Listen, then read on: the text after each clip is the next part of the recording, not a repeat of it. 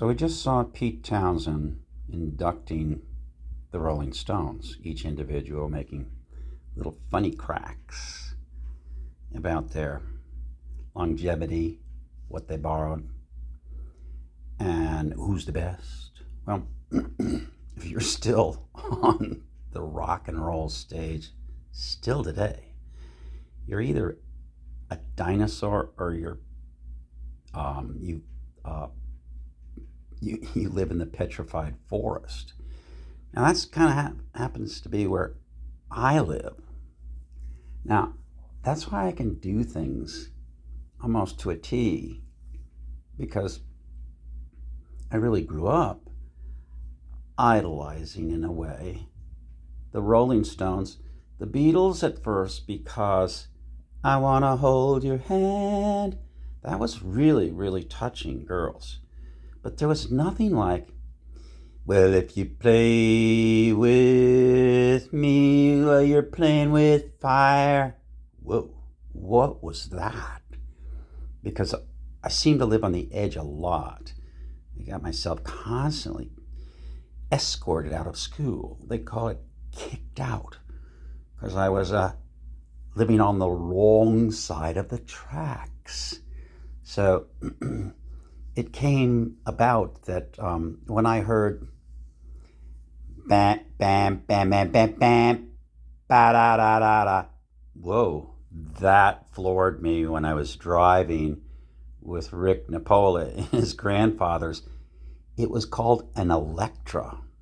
I don't know if it was Buick that made that car, but we were heading to Portchester, where in Portchester, New York, you could buy alcohol, beer, at 18. Otherwise, Connecticut, you had to be 21. So we took a lot of trips down to New Orleans, down the mighty Mississippi, to the heart of Portchester and the Queens. So I remember sitting at my first bar. I must have been 12 years old, and I was ordering my first beer. Hello, bartender. Hi, can I have a beer? You have an ID? I forgot it. All right, kid. They would serve you a beer at 12. Hello. Ooh, doggy. I didn't even have any hair on my chest. I didn't even have a chest. I was what they called a 90-pound weakling. Imagine that. How bizarre. Huh?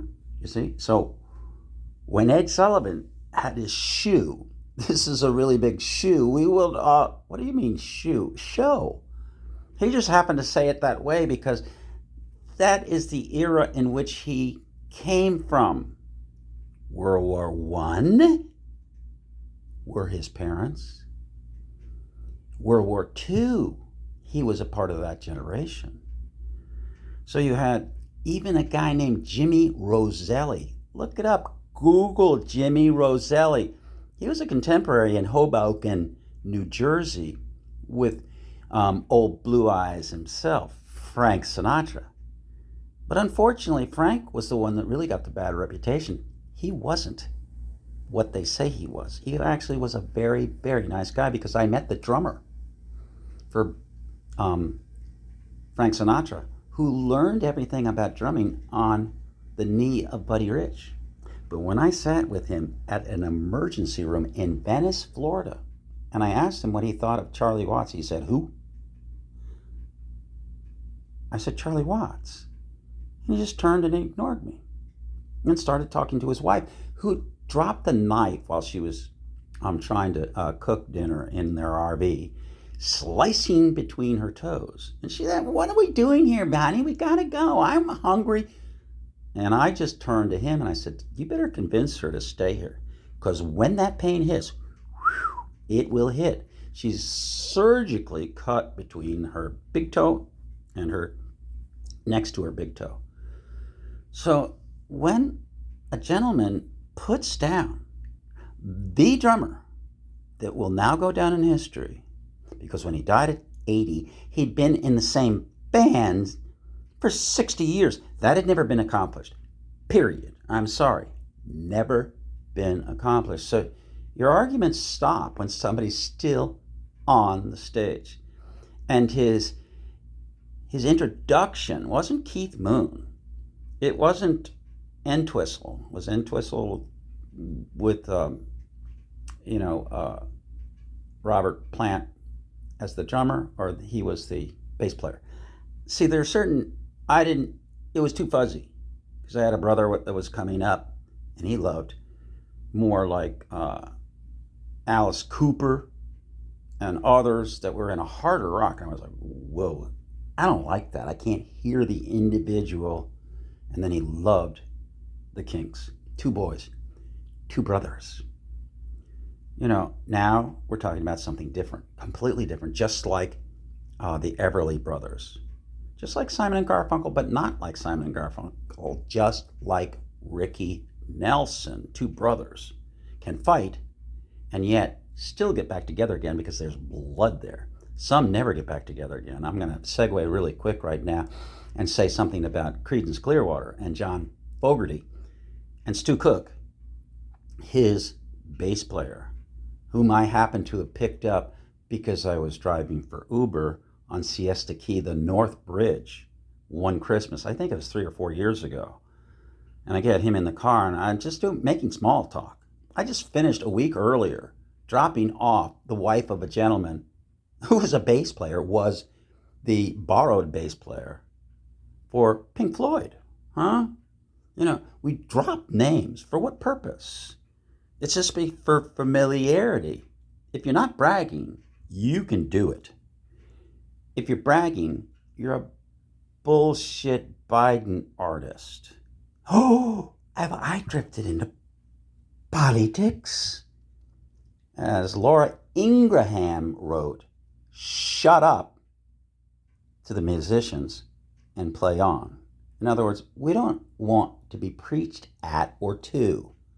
So when Dylan went from Once Upon a Time You Dressed So Fine to, well, baby used to stay out all night long. No, the Stones did that one, but coming from where he came from, in the coldest part in the region of the United States, he will go down in history as the greatest songwriter and rock and roll artist of all time. David Bowie, everybody gives homage to Robert Zimmerman. But that's for another day. We're not bragging. We're sharing. So Jimmy Roselli happened to be an Italian, and I was in real estate. My kids were very small and very young. My son Joshua Logan Rogers, who hasn't spoken to me in 3 years because of he had to wear a diaper on his face. And Dad disagreed with diapers on your face. But my children had not been taught one very, very, very important principle, including my daughter, who's Jessica the Giraffe. Joshua the Jaguar was not like his younger brother, Timmy the Tiger. Timmy the Tiger is a paramedic, a fireman, an RN, and about to become a nurse practitioner at Sarasota Memorial Hospital. Who would have ever thought that of the littlest, the youngest, who didn't even know who the fuck his own father was until a divorce took place. And his mother, for the first time, began to come off of her horse that she rode with no name and began doing anything she possibly could to keep me from leaving home. Because after 9 years of supporting somebody, and they don't have to go out and work, they can be mommies, which is the God-given right. But if you don't have any respect at home, when you go off to work and you leave and you come home, and there was a lady by the name of Mrs. Bell, and you have a situation where the energy of 3 children are out of control when you get home, you don't have any energy for them.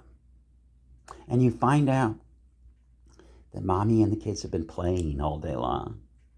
That's good if you remember what you're supposed to do at a particular time.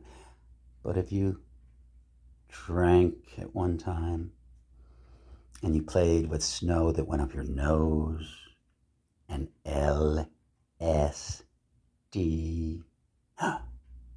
and other gentlemen's trips like DMT, which my children don't believe ever possibly could have happened. When you do that, and then you get pregnant, and then you have children, and you're constructed in your interior far different than a man, you'll not understand the man you're married to.